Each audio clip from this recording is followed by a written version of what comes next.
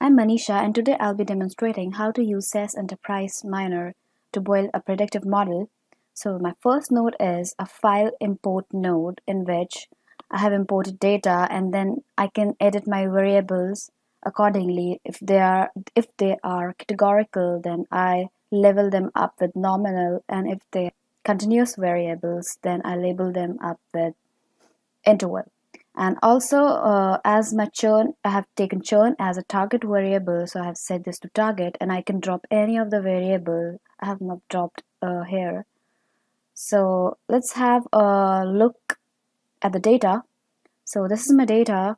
These are all my input variables, and which are deciding whether the customer will churn the telecom company or not. So this is my target variable. So let's come back to the model.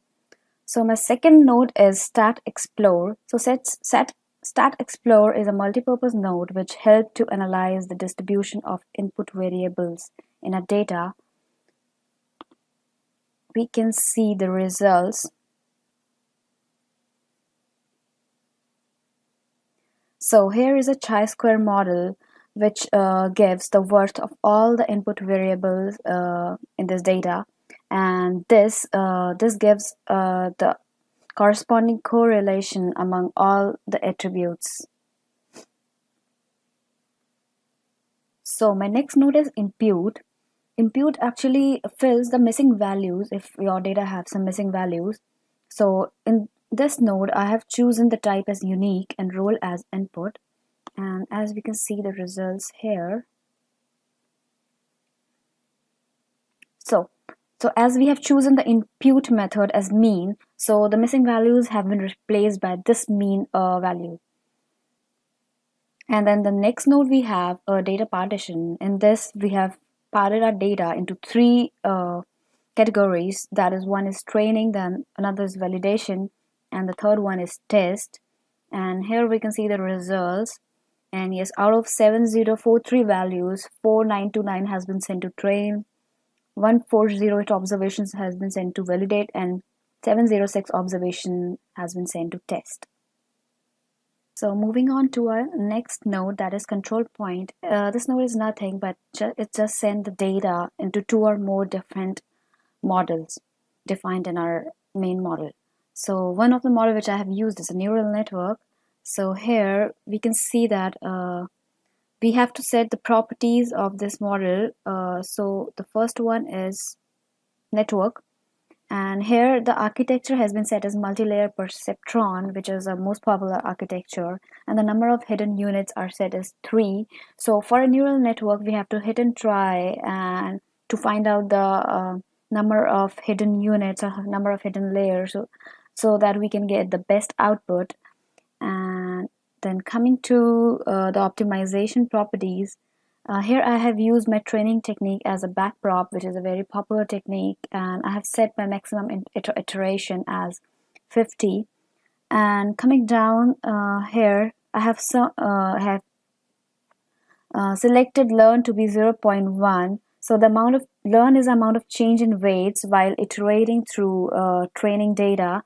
And in an ideal scenario, momentum should be set as low as possible, and learn should be set as high as possible. So let's see the results of our neural network. So here we can see our cumulative lift graph where the depth of neural network keeps on decreasing. Here is our average squared error. So, and let's come to the output.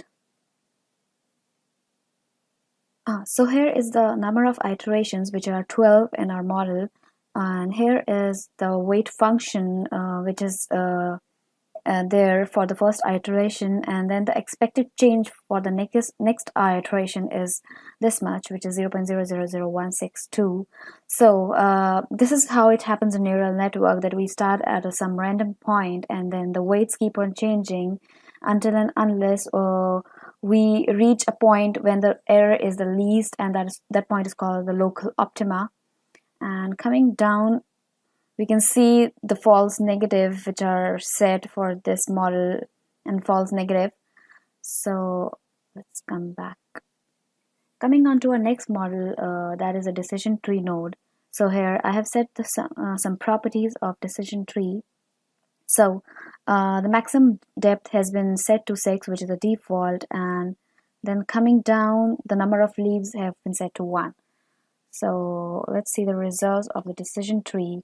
The depth tells that how many generation will till how many generation will the data will be splitted, and then coming here we can see that the data is set. The data was split it into train validation test, and here is a sum of squared error, and here's average squared errors, that is 0.1, 0.1, 0.1.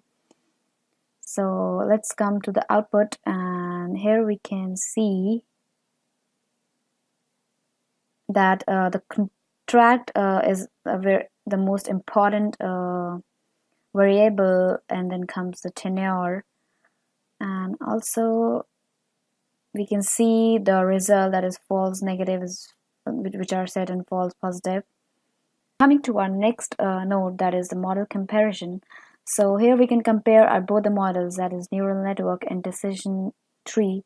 So let's see the result. So here is the model comparison report. So the output, we can come down, we can see the output for both, that is neural model and tree model.